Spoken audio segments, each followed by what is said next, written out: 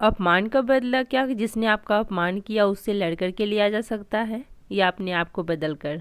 संसार की सबसे मूल्यवान वस्तु समय है, लेकिन वर्तमान समय में ज़्यादातर लोग निराशामय ज़िंदगी जी रहे हैं और वे समय का इंतज़ार कर रहे होते हैं कि उनके जीवन में कोई तो चमत्कार होगा।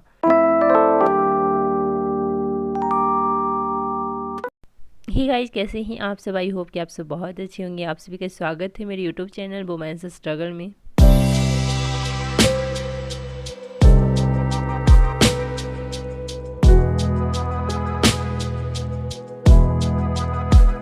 फर्स्ट स्लॉट आज मेरा रहेगा पोल साइंस का और अभी मैं अपना टाइमर ऑन कर लेती हूँ। कल लगभग मैंने 6 घंटे की पढ़ाई की थी, तो इसे सबसे पहले मैं रीसेट करती हूँ और कल जो चैप्टर मैंने पीडीएफ से पढ़ा था मैं उसे ही बुक से पढ़ूँगी। और मैं अभी मतलब चाय भी लेकर के साथ में आ गई हूँ और अपना जो कल मैंने चैप्टर पढ़ा, जो मैंने कल पीडीएफ पढ़ा था, उसी का मैं यहाँ पे पढ़ लूँगी बुक से, ताकि चीज़ें क्लियर हो जाए।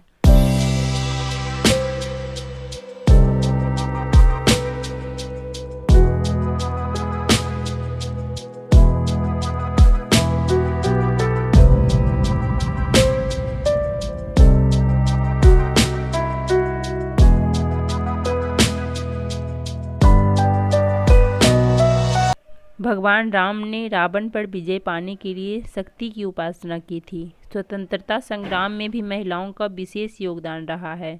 इस प्रकार प्राचीन काल से ही भारत में मानवता की विकास यात्रा में नारी शक्ति का योगदान रहा है, परंतु समय के साथ साथ समाज नारियों के योगदान को भूल गया है तथा इसे सृष्टि के अवयव के रूप में ही माना जाने लगा। जहाँ नारियों की पूजा होती थी वहीं पर आज उनकी उपेक्षा की जा रही है।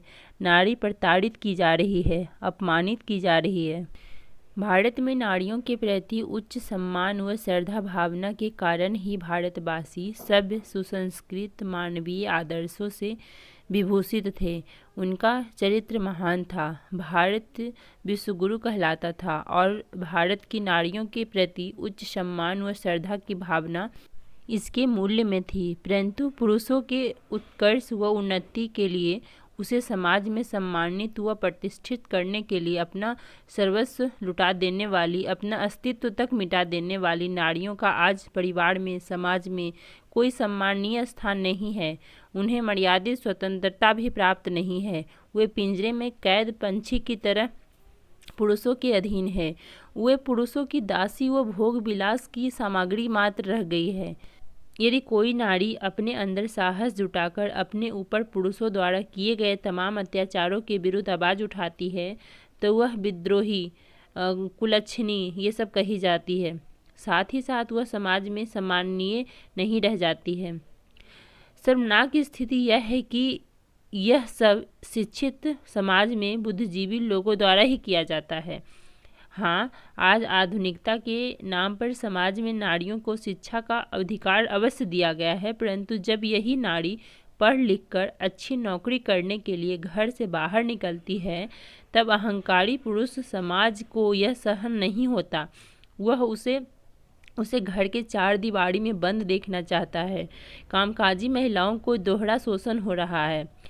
एक तो उसे बाहरी दुनिया के ताने सुनने पड़ते हैं और दूसरे उसे घर के कामों में, घर गृहस्थी, बच्चों की देखभाल से जूझना पड़ता है। इस प्रकार वह आर्थिक रूप से स्वतंत्र तथा आत्मनिर्भर होते हुए भी घुटन जैसा महसूस करती है। घुटन वाले माहौल में वो जीती है। दहेज प्रथा के कोष्ठ ने महिलाओं की स्थिति और भी दयनीय कर रखी है। नारी जितनी पढ़ी होती है उतना ही दहेज ज़्यादा देना पड़ता है, जिसे सामाजिक प्रतिष्ठा कहा जाता है। दूसरी ओर नारी के साथ यौनाचार की घटनाएं बढ़ती जा रही है। अखबारों में रोज इस प्रकार की खबरें छपती है। विवाहिता, अविवाहिता, यहाँ तक कि छोटी छोटी बच्चियों तक को बलात्कार का शिकार करना पड़ता है। उधर पुलिस और न्यायालय भी इनकी रक्षा करने में असमर्थ दिखाई पड़ते हैं। पुलिस रक्षक की जगह भक्षक भूमिका निभाती है। न्यायिक प्रक्रिया इतनी लंबी होती है कि अपराधी को न्याय का भय नहीं रहता। वह बार बार इस प्रकार के अपराध को करते रहता है। नारियों की दयनीय स्थिति के कारण आज हमारा देश निरंतर पतन की ओर बढ़ता जा रहा है। फलतः भारत की अपनी विश्व गुरु की छवि को स्वयं खोता जा रहा है। यदि भारत में नारियों को परिवार में पुनः सम्मानित स्थान दिया गया तो नारी का अस्तित्व, उसकी पहचान अंधकार में विलीन हो जाएगी। यूनान के महान दार्शनिक अरस्तु ने कहा था कि स्त्रियों की उन्नति या अवनति पर ही राष्ट्र की उन्नति या अवनति निर्भर करती है। अतः समाज के बुद्धिजीवी वर्ग का यह दायित्व है कि वह नारी सम्मान को सुरक्षित करने के लिए पूरी शक्ति लगाकर उसकी रक्षा करे और अपनी प्राचीन परंपरानुसार उसका सम्मान वापस दें। तभी यह कहावत पूरी होगी कि भारतवर्ष में देवताओं का निवास है, क्योंकि यहाँ पर नारियों का सम्मान किया जाता था। बट कितने लोग मेरी बातों से सहमत होंगे? कोई नहीं चाहेगा कि नारी का सम्मान हो, कोई नहीं चाहेगा कि जिस प्रकार पहले नारी का सम्मान होता था वो आज नारी का सम्मान उसका वापस लौटे। कोई पुरुष आज नहीं चाहता है कि स्त्री का सम्मान हो। और क्या होता है कि कुछ पुरुष जो थोड़ा बहुत पढ़ लिख जाते हैं वो और नारी का सम्मान नहीं करते हैं। जो अच्छी शिक्षा प्राप्त करते हैं वो नारी का सम्मान करना जानते हैं, और जो बिल्कुल अनपढ़ होते हैं वो भी नारी का सम्मान करते हैं। लेकिन जो थोड़ा पढ़े लिखे होते हैं वो बिल्कुल नारी को मतलब उनके अंदर इतना ज़्यादा एटीट्यूड हो जाता है पढ़ाई को लेकर के कि वो नारी का सम्मान करना सही उचित नहीं समझते हैं। तो हमें देखिए, जब तक नारी को सम्मान नहीं देंगे हमारा राष्ट्र नहीं सुधरेगा, क्योंकि नारी का सम्मान बहुत ज़्यादा ज़रूरी है। और इसी से हमारा देश का नाम था, नारी से ही वो जाना जाता था, हमारे देश का नाम था। बट आज के डेट में जो हो रहा है वो पूरी दुनिया के सामने है और सब जान रहा है, और ये निरंतर पतन की ओर जा रहा है।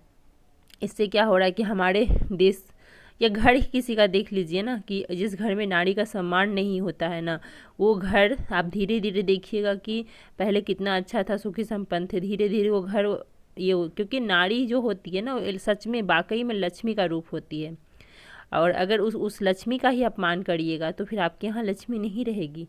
तो बस यही सब है। और आज राम आने वाले हैं तो इसकी आप लोग को हार्दिक शुभकामनाएं।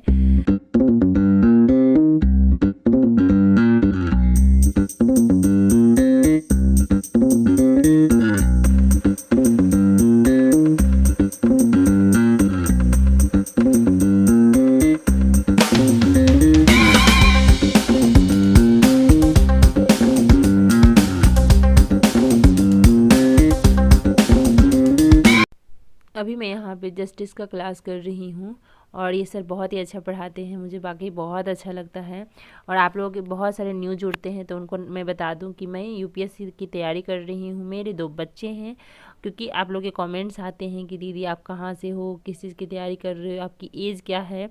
तो मैंने इस पर एक सेपरेट वीडियो बना रखा है, तो प्लीज़ आप लोग को कोई भी डाउट है तो उसमें जा कर के पूछिए। लेकिन हाँ, मैं डेली वीडियो में मैं कोशिश करती हूँ कि मैं ये बता दूँ कि मैं किस चीज़ की प्रिपरेशन कर रही हूँ, लेकिन उस पर मैंने एक सेपरेट वीडियो बना रखा है। तो आप लोगों के जो भी डाउट्स हैं मैंने इसलिए सब कुछ क्लियर कर दिया है कि बार बार मुझे उस टॉपिक पे बोलना नहीं पड़ेगा। लेकिन फिर भी आप लोग के कमेंट्स आते हैं कि दीदी आप कहाँ से हो, आपके मतलब आप किस चीज़ की प्रिपरेशन कर रही हो, ये क्वेश्चन तो बहुत आता है एज को लेकर के, या फिर किस चीज़ की प्रिपरेशन कर रही हो। मैं यूपीएससी की प्रिपरेशन कर रही हूँ और मेरे 2 बच्चे हैं। बाकी जो आप लोग को और भी जानना होगा तो बताइएगा, क्योंकि इस टाइप के मुझे बहुत सारे कमेंट्स आते हैं। तो हर वीडियो में कमेंट्स का रिप्लाई देना तो कभी कभी भूल भी जाती हूँ, तो बस उस टाइम जो मैं पढ़ती हूँ फिर याद आता है, बाद में भूल जाती हूँ। तो चलिए इन्हीं सब के साथ इस वीडियो का मैं एंड करती हूँ। वीडियो कैसी लगी ज़रूर बताइएगा, अच्छी लगी है तो लाइक कर दीजिएगा। अभी तक मेरे चैनल को जो लोग सब्सक्राइब नहीं किए हैं सब्सक्राइब भी कर लीजिए, और वीडियो को बहुत शेयर करिए ताकि दूसरे लोग भी देखें और मोटिवेट हों। तब तक के लिए बाय बाय, टेक केयर।